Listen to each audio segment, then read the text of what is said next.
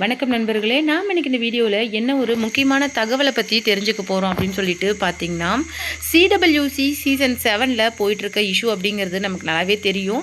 திவாகர், இந்த பக்கம் மாக்காப்பா, புகழ், கானா வினோத் அப்படின்னு சொல்லிட்டு இவங்க 4 பேருக்குள்ளேயும் பெரிய ப்ராப்ளம் போயிட்டு இருந்தது. அது மட்டும் கிடையாது, அறந்தாங்கி நிஷா மற்றும் அவருடைய கணவரான ரியாஸ் அலியை பற்றி ரொம்பவும் தரக்குறைவான வார்த்தைகளை யூஸ் பண்ணி திவாகர் ஒரு பக்கம் பேசியிருந்தார். அது மட்டும் இல்லாமல் பிக் பாஸ் ஃபேம் தாமரை வந்து ப்ரோவோக் டிவிக்கு கொடுத்த இன்டர்வியூ பற்றியும் அவர் தப்பாக பேசியிருந்தார்.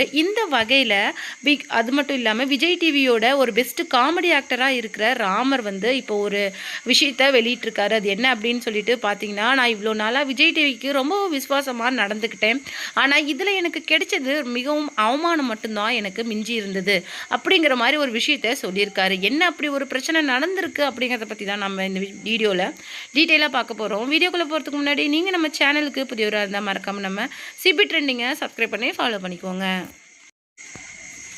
அவர் என்ன சொல்லியிருக்காரு அப்படின்னு சொல்லிட்டு பார்த்தீங்கன்னா, இந்த மாதிரி நானும் வடிவேல் பாலாஜி, தங்கதுரை, இந்த மாதிரி எல்லாருமே ரொம்ப காலமாக கிட்டத்தட்ட பார்த்தீங்கன்னா 7-8 வருஷமாகவே விஜய் டிவியை நம்பி தான் இருக்கிறோம். விஜய் டிவியில் நிறைய காமெடி ஷோஸ், அதாவது கேபிஒய் ஸ்டார்ட் பண்ணதுலேருந்தே நாங்கள் வந்து இங்கே காமெடி ஆக்டர்ஸாக இருக்கிறோம். நிறைய ஷோ அது இது அப்படின்னு எது அப்படின்னு சொல்லிட்டு நிறைய ஷோஸ் வந்து பண்ணியிருக்கிறோம்.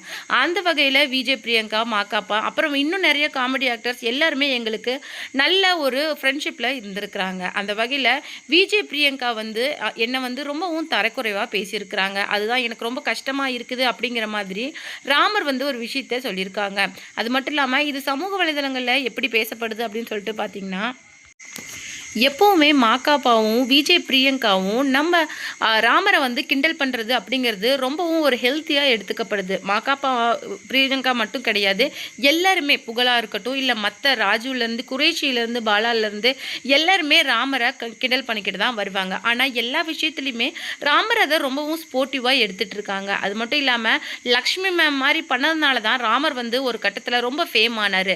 ஸ்டேஜ் மட்டும் இல்லாமல், அதாவது விஜய் டெலிவிஷன் அவார்ட்ஸ் மட்டும் கிடையாது, நிறைய இடங்களில் வந்து விஜய், பிரியங்கா வந்து அவங்கள காமெடி கிண்டல் பண்ணியிருக்காங்க. ஆனால் அது ரொம்பவும் ஒரு ஹெல்த்தியான விஷயமா தான் இது வரைக்குமே ராமர் எடுத்துகிட்டு வந்திருக்காரு. ஆனால் அவர் என்ன சொல்லியிருக்காரு அப்படின்னு சொல்லிட்டு பார்த்தீங்கன்னா, எல்லாமே நான் வந்து ஸ்போர்ட்டிவாக தான் எடுத்துகிட்டு வந்திருக்கிறேன், ஆனால் அது ஒரு கட்டத்தில் எல்லை மீறி போயிடுச்சு, என்னால் அந்த விஷயங்களை தாங்க முடியல, எவ்வளோ காலத்துக்கு தான் இந்த விஷயத்தை என்னால் பொறுத்து போகிறது அப்படிங்கிறது எனக்கு தெரியவே இல்லை, அதனால தான் ஒரு கட்டத்தில் இதை என்னால் தாங்கினது போதும் அப்படின்னு சொல்லிட்டு நான் இதை முடிவு பண்ணிட்டேன். நான் வந்து கூடிய சீக்கிரம் விஜய் டிவியிலேருந்து வெளியேறிடுவேன் அப்படிங்கிற ஒரு தகவலை இன்னைக்கு விஜய் டிவி ராமர் வந்து வெளியிட்டிருக்காரு. இதுதான் இன்னைக்கு சமூக வலைதளங்களில் மிகவும் பேசுபொருளாக போயிட்டுருக்கு. ஆல்ரெடி வந்து விஜய், பிரியங்காவுக்கும் நிறைய ப்ராப்ளம்ஸ் வந்து அவங்களுடைய சொந்த லைஃப்லேயே போயிட்டுருக்கு. அது மட்டும் கிடையாது, சிடபிள்யூசி சீசன் 7ல் இப்போ போயிட்டுருக்க ப்ராப்ளம் அப்படிங்கிறது மிகப்பெரிய விஷயமாக பார்க்கப்படுது. சூப்பர் சிங்கரில் இருக்கிற நிறைய சிங்கர் செலிபிரிட்டிஸ் மட்டும் இல்லாமல் சிடபிள்யூசியில் இருக்கிற நிறைய செலிபிரிட்டிஸே அந்த விஷயத்துக்கு வெளிப்படையாக வந்து ஆதரவு தெரிவித்து மாக்காப்பாக்காக பேசியிருந்தார். அந்த வகையில் ராமர் வந்து 2-3 சீசனாகவே கோமாளியாக வந்து குக் வித் கோமாளியில் இருந்திருந்தாலும் இந்த விஷயத்துக்காக அவர் எதுவும் ரியாக்ட் பண்ணி பேசலை. அதில் இருந்தே மேபி மாக்காப்பாவுக்கும் விஜய், பிரியங்காவுக்கும் ராமருக்கும் நடுவில் ஏதோ ஒரு ப்ராப்ளம் இருக்குது அப்படிங்கிற மாதிரி ஒரு சின்ன விஷயம் போயிட்டு இருந்தது. இப்போ ராமரே இதுக்கு டைரக்டாக தெளிவு கொடுத்துருக்காரு. அவர் வந்து விஜய், பிரியங்கா வந்து அவரை ரொம்பவும் அவமானப்படுத்துகிற வகையில் கிண்டல் பண்ணியிருக்காங்களாம். கிட்டத்தட்ட மணிமேகலையை டாமினேட் பண்ணி பேசி அவங்கள சிடபிள்யூசி விட்டு வெளியேற காரணமாக இருந்த அளவுக்கு ராமரை பேசியிருக்காங்க அப்படிங்கிற ஒரு தகவல் தான் இன்னைக்கு சமூக வலைதளங்களில் மிகவும் பேசுபொருளாக போயிட்டுருக்கு. இதனால் கோவப்பட்ட ராமர் என்ன பண்ணியிருக்காரு அப்படின்னு சொல்லிட்டு பார்த்தீங்கன்னா, இங்கே நான் வேலை செஞ்சது போதும், கூடிய சீக்கிரமே நான் சிடபிள்யூசி விட்டு மட்டும் கிடையாது, நான் வந்து விஜய் டிவியை விட்டு வெளியேறேன் அப்படிங்கிற மாதிரி ஒரு தகவலை கொடுத்துருக்காரு. இதனால் மொத்த செட்டுமே இப்போ சிடபிள்யூசியில் அப்செட்டில் இருக்காங்க அப்படின்னே சொல்லலாம். ஆக்சுவலாக இப்போ தான் ஒரு பெரிய ப்ராப்ளம் வந்து சார்ட் அவுட் ஆகக்கூடிய நிலைமைக்கு வந்திருக்கு. ஆனால் அதுக்குள்ளேயே அடுத்த கட்ட முக்கியமான கோமாளியாக பார்க்கப்படுற ராமரும் சிடபிள்யூசி விட்டு விலகுறாரு அப்படின்னு சொல்லிட்டு ஒரு செய்தி வருது. இது வந்து ரசிகர்கள் மத்தியில் பெரிய அதிருப்தியை ஏற்படுத்தியிருக்குது. அது மட்டும் கிடையாது, சிடபிள்யூசியில் இருக்கிற அந்த நிறைய பேரை வந்து மறுபடியும் சேஞ்ச் பண்ணலாம் அப்படிங்கிற மாதிரி டீம் வந்து பரிசீலனை பண்ணிட்டு இருக்கிறாங்க. அந்த வகையில் வேற யாரு குக்கு இல்லை கோமாளி சேஞ்ச் ஆக போகிறாங்க அப்படிங்கிற ஒரு ஆவல் தான் இப்போ எல்லார் மத்தியிலையும் ஏற்பட்டிருக்கு. அந்த வகையில் பார்க்கும்போது அது மேபி மேபி ராமராக இருக்கலாமா அப்படிங்கிற ஒரு தகவல் இப்போ போயிட்டுருக்கு. அது மட்டும் கிடையாது, அவருக்கு நிறைய சின்ன திரையில் மட்டும் கிடையாது, வெள்ளி திரையிலையும் நிறைய ரோல்ஸ் வந்துட்டு இருக்கிறதுனால அவர் சேனலை விட்டு போகிறாரு அப்படிங்கிற மாதிரி ஒரு தகவலும் வருது. எது உண்மையான தகவல் அப்படின்னு சொல்லிட்டு முழுமையாக தெரியல. ஆனால் அவர் விஜய் டிவியை விட்டு விலகுறாரு அப்படிங்கிறது மட்டும் உண்மை. மேபி அவருடைய கெரியரில் அவர் அடுத்த கட்டத்துக்கு போகிறதுக்காக கூட அவர் இந்த முடிவை எடுத்திருக்கலாம்.